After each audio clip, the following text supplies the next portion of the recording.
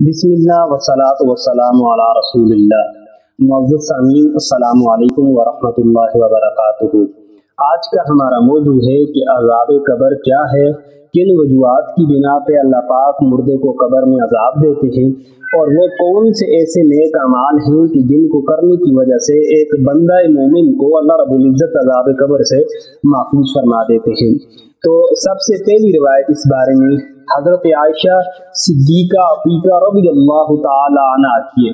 آپ فرماتی ہیں کہ پیارے آقا صلی اللہ علیہ وسلم نے ارشاد فرمایا، اے لوگو، عذاب قبر برحق ہے، اور فرمایا مردے پر قبر میں عذاب کیا جاتا ہے، اور کل جاندار اس کے اوپر جو عذاب ہوتا ہے اس کی آواز کو سنتے ہیں، لیکن ہاں جن اور انسان اللہ پاک نے ان دونوں سے اس عذاب کو چھپایا ہوا ہے کہ یہ اس عذاب کو نہیں سن سکتے۔ اس کے بعد ایک دوسری حدیث طیبہ جس میں وضاحت کے ساتھ آقا علیہ الصلوۃ والسلام نے بیان فرمایا کہ تین سے وہ کام ہیں بظاہر جن کو لوگ بڑا معمولی سمجھتے ہیں، لیکن ان کاموں کی وجہ سے اللہ پاک مردوں کو قبر کے اندر عذاب عطا فرماتے ہیں۔ ان میں سے جو پہلے نمبر کے اوپر کام ہے وہ غیبت۔ غیبت ایک ایسی بیماری ہے جس کی وجہ سے مردے کو قبر میں عذاب دیا جاتا ہے۔ دوسرے نمبر کے اوپر چغل خوری، چغل خور کو بھی اللہ پاک عذاب قبر ضرور و ضرور دیں گے نبی کریم صلی اللہ علیہ وسلم کے فرمان کے مطابق۔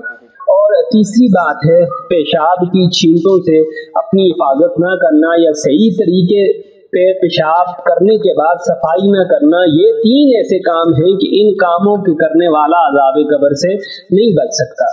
ایک حدیث طیبہ بھی ہمارے پاس ہے، حضرت ابو ہریرہ رضی اللہ تعالی عنہ، آپ اس کے راوی، آپ فرماتے ہیں کہ ایک روز پیارے آقا صلی اللہ علیہ وسلم باہر تشریف لے گئے، حضور کے ساتھ اور صحابہ بھی تھے، تو حضور دو قبروں کے پاس سے گزرے، تو حضور رک کے صحابہ کی طرف دیکھا اور کہا، اے میرے صحابہ، ان دو قبر والوں کے اوپر اللہ پاک نے عذاب قبر کو مسلط کیا ہوا ہے۔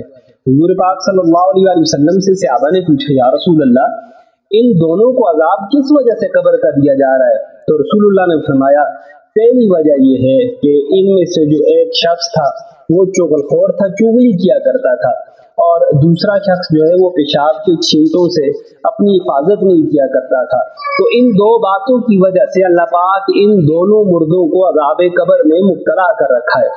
اب حضور پاک نے عمل کیا فرمایا؟ پاس کے درخت تھا خرما کا، حضور نے ایک ٹہنی وہاں سے لے کے اس کو درمیان میں سے پھاڑ کے ایک شاخ ایک قبر کے اوپر اور دوسری شاخ دوسری قبر کے اوپر رکھ دی۔ صحابہ کرام اور متعجب ہوئے، پوچھا، یا رسول اللہ صلی اللہ علیہ وسلم، آپ نے یہ کیا کیا؟ یہ کام آپ نے کس لیے کیا؟ تو حضور نے فرمایا کہ یہ جو دو ٹہنیاں ہیں یہ جب تک سرسبز رہیں گی اس وقت تک یہ اللہ پاک کی تسبیح کرتی رہیں گی، اور جب تک یہ تسبیح کرتی رہیں گی ان کی تسبیح کی وجہ سے اللہ ان قبر والوں کے اوپر جو عذاب مسلط کیا ہوا اس میں تخفیف فرما دیں گے۔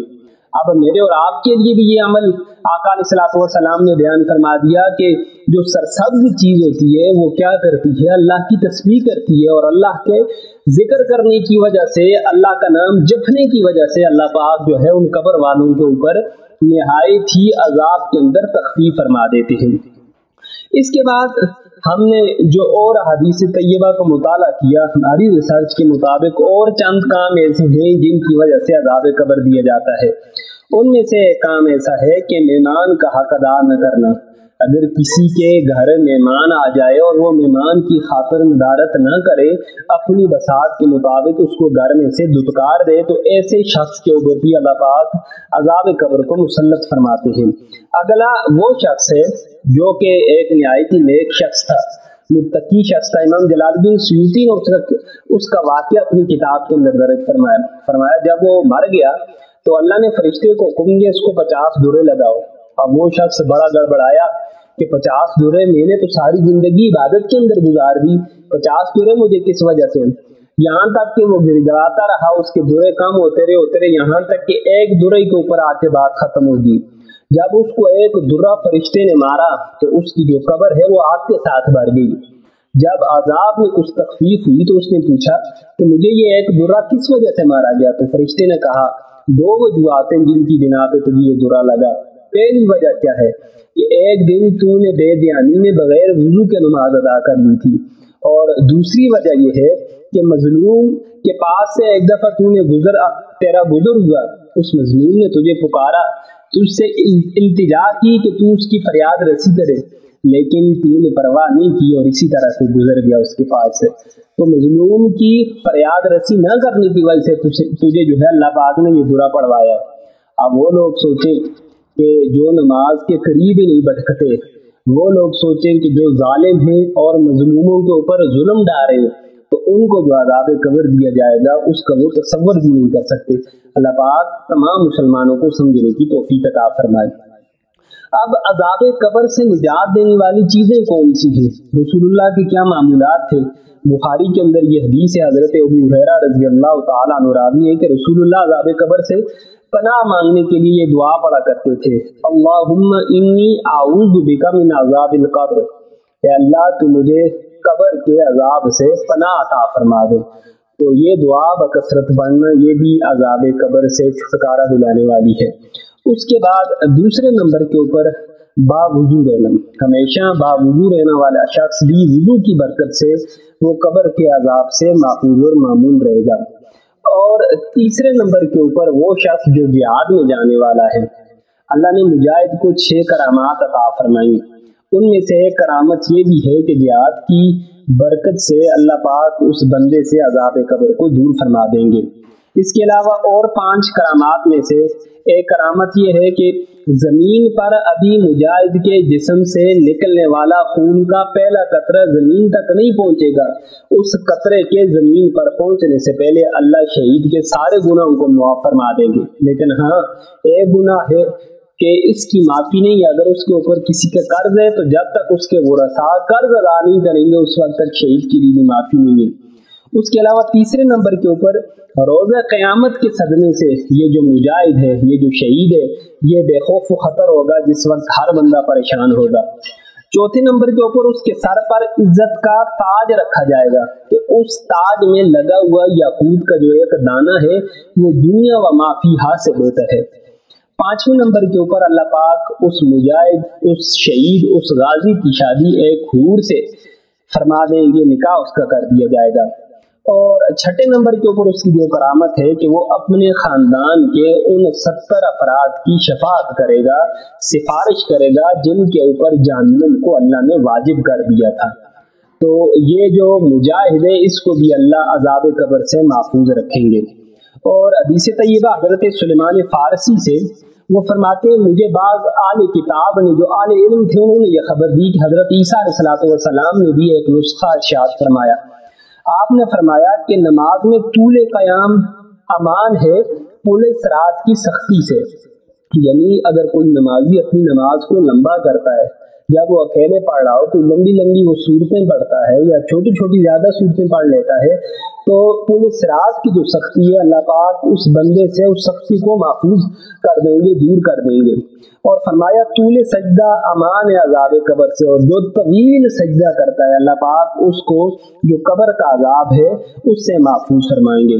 اور آپ کو یہ پتہ ہونا چاہیے کہ کل قیامت والے دن یہ پل صراط اللہ پاک اس کو جہنم کے اوپر نصب کریں گے۔ یہ پل صراط جو ہے یہ ذریعہ ہوگا جنت تک پہنچنے کا، درمیان میں جہنم آ کے کھڑی ہو جائے گی۔ مسلم شریف کی یہ روایت ہمارے سامنے موجود ہے کہ پیارے آقا صلی اللہ علیہ وسلم نے ارشاد فرمایا کہ اس دن جہنم کو لایا جائے گا اور اس کو 70,000 لگاموں سے باندھا ہوا ہوگا جن کو فرشتے کھینچ رہے ہوں گے، اور ہر لگام کے ساتھ 70,000 فرشتے ہوں گے جو اسے کھینچ رہے ہوں گے۔ اب درمیان میں جہنم ہوگی، دوسرے کنارے پہ جنت ہوگی، اس کنارے پہ لوگ کھڑے ہوں گے، اس جہنم کے اوپر اللہ پل صراط کو نصب کر دیں گے۔ اب جو لوگ ایمان والے ہوں گے وہ اس پل صراط کو جو ہے کراس کر کے جنت میں چلے جائیں گے، اور جن کے اعمال ٹھیک نہیں ہوں گے وہ سیدھا جہنم میں گر پڑیں گے۔ آپ پل صراط کا اس جہنم کے اوپر رکھنا یہ اس بات کی دلیل ہے کہ جو بندہ نماز میں طول قیام کرے گا اللہ پاک اس کو اس پل صراط کی سختی سے بھی محفوظ اور معمول فرما دیں گے۔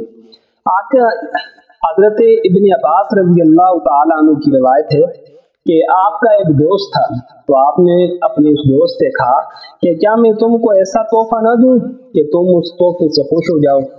تحفہ دینے کی وجہ سے آپس میں محبت بڑھتی ہے، یہ رسول اللہ صلی اللہ علیہ وسلم کی حدیث بھی ہے۔ تو آپ نے کہا میں تمہیں تحفہ دینا چاہتا ہوں۔ اس دوست نے کہا جی ضرور آپ مجھے تحفہ دیں، آپ مجھے کیا تحفہ دینا چاہتے ہیں؟ تو آپ نے فرمایا کہ سورہ ملک خود بھی پڑھا کرو، اپنی بیوی کو، اپنے بچوں کو، اپنے گھر والوں کو، حتیٰ کہ ہمسایوں کو بھی تم یہ سورہ ملک سکھاؤ اور ان کو کہو کہ ہر رات یہ سورہ ملک کی تلاوت کیا کریں۔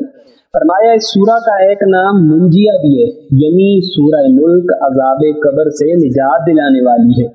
دوسرا سورہ ملک کا ایک نام مجادلہ بھی ہے۔ مجادلہ کا معنی کیا ہے کہ اپنے پروردگار کے پاس کوشش کر کے، سفارش کر کے عذاب دوزخ سے اور عذاب قبر سے یہ سورہ ملک ایک بندہ مومن کو پناہ دلانے والی ہے۔ اور اس کے علاوہ حضرت ابن مسعود رضی اللہ تعالیٰ عنہ کی یہ روایت، آپ فرماتے ہیں جو بندہ چاہتا ہے عذاب قبر سے محفوظ رہے وہ ہر رات سورہ ملک کی تلاوت کیا کرے۔ اس سورت کی سفارش سے اللہ پاک اس بندے کو عذاب قبر سے محفوظ رکھیں گے۔ اور رسول اللہ صلی اللہ علیہ وسلم نے فرمایا کہ جو شخص جمعے کے دن یا جمعے کی رات کو مرے گا وہ ایمان کے ساتھ مرے گا، اور اس جمعے کی برکت سے اللہ پاک اس کو عذاب قبر سے محفوظ رکھیں گے۔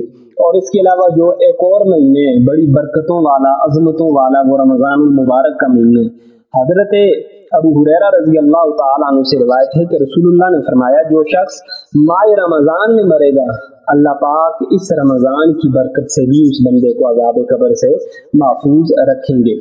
عذاب قبر برحق ہے، اور عذاب برزخ کو عذاب قبر کہتے ہیں۔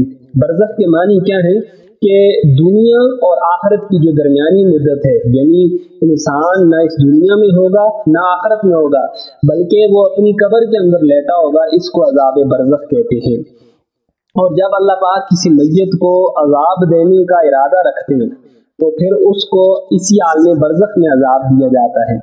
چاہے کوئی قوم اپنے مردوں کو دفن کر دے، چاہے اس کو درندے چیر پھاڑ کے کھا لیں، سولی چڑھا دیں، آپ جلا کر اس کو خاک کر دیں، یا باریک باریک کر کے اس کو ہوا میں اڑا دیں، دریا میں غرق کر دیں، کون سی بھی صورت ہو، اللہ نے اس عذاب کو ہر بندے کے لیے مقرر کر رکھا ہے۔